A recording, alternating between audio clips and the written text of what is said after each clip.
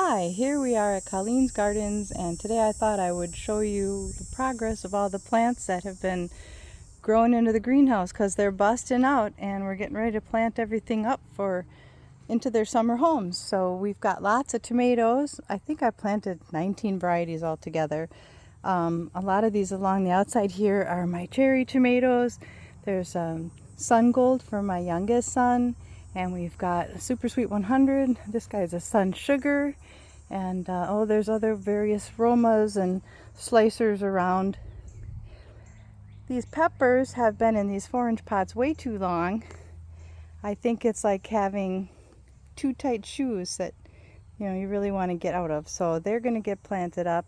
These Trombosino squash, the Trombata squash, I'm training them vertically this year so I can trellis them.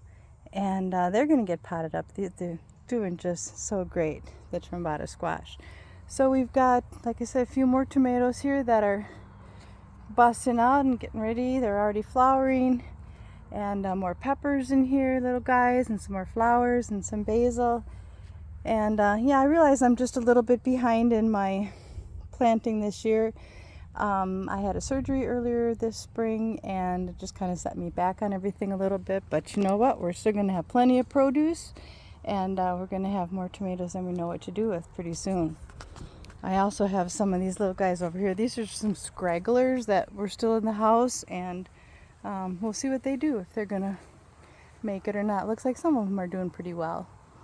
I'll have some late tomatoes if we get a late season of warmth, and these are the Coreopsis double sunburst, and all planted from seed this year, which I've never done for a perennial before, so I'm excited to have these guys all over my garden.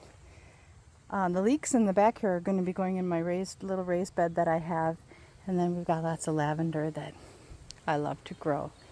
So I realized that this is pretty shady for a greenhouse. When we set this up, it was intended to be an opportunity to acclimate the plants that have been growing inside to the outside weather. So even though it's a very thin poly and really doesn't do anything to retain heat, it really did retain moisture in here, and it would get all full of droplets of water where you couldn't even see in here.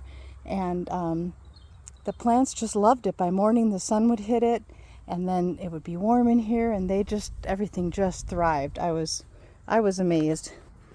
So I also have a little thermometer, hygrometer that I purchased, just something really simple so that I could keep track of what was going on in here, and I can monitor from my phone in the house. And so while I was recovering, that gave me an opportunity to know if, oh my gosh, it's too hot in the greenhouse, we gotta unzip it. So like I said, all this stuff is going to get planted. We have it here under the pine trees, which provide a good amount of shade. It gets morning sun, then all shade in the midday, and then by afternoon all of this will be blasted with hot sun here.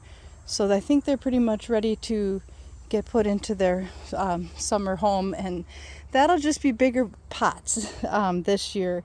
I had planned on making raised beds, and again, due to things that happened earlier in this year, wasn't able to get that accomplished, and so they'll be just fine. We're gonna have plenty of things to eat, and it's gonna be lots of fun. So next time you see everything, they will be potted up, and I'll show you our summer garden. Thanks for watching. Bye.